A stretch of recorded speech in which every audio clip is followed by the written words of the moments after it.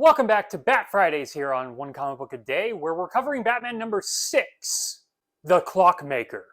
A story about Batman fighting a frail old man who thinks he's Father Time. And if that doesn't sound interesting to you, well, they didn't give me a different story, though it's surprisingly action-packed. So Bruce is going to the Hobbs Clock Company that he owns some shares in, and we meet a few members of the shareholders of the company board. They all want to go get a clock, and then they get sent to a clockmaker who is crazy. He's this old frail man who gets mad at them for saying they're going to waste time. He sees it as murdering time. Right after this, mobsters try to kill one of the members of this group. Batman and Robin, of course, save him. But later he is murdered because his clock gets replaced by a different clock that when it goes off at midnight, strikes at midnight, gas is released, killing him. One of the other members is also killed by a clock.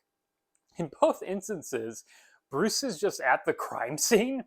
Usually he's friends with Commissioner Gordon. That's not mentioned this time, but in the case of one of them that shoots a dart and kills a guy, he's the one who points out to the rest of the police that the dart was shot out of the clock, which is not doing a great job at the whole, secret identity thing, Bruce.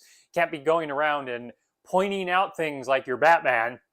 Eventually, we do see that it is in fact the clockmaker, but he is actually working for someone else because there needed to be an extra twist. He's working for Atkins, who was the one member who sent the other members to this clockmaker to begin with, who was convinced the clockmaker to create these devious inventions. I forgot to mention that he did try to kill Bruce with one that explodes, but Bruce had enough sense to throw it out the window when it struck midnight. This is all planned for Atkins to get all the shares, because if people die, he gets all the shares. As crazy as that. The clockmaker is not happy with him when he finds out and kills Atkins, gets away, and is going to blow up the big Hobbs clock tower, but Bruce and Dick Grayson, Batman and Robin, do confront him, and this is where it's really surprising. This old frail man who's shaking, he can't really stay up straight, is able to throw a punch and kick both Batman and Robin around.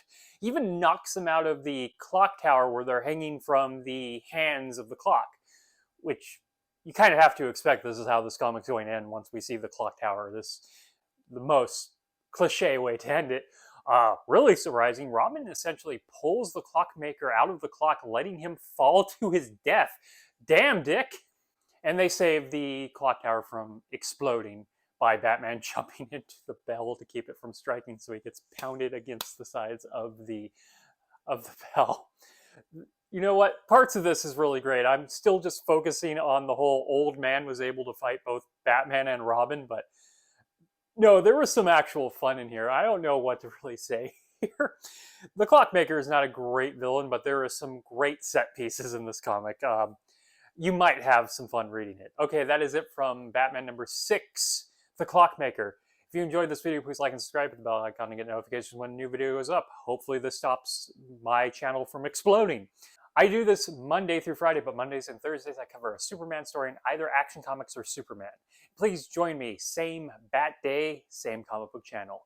Have a great day.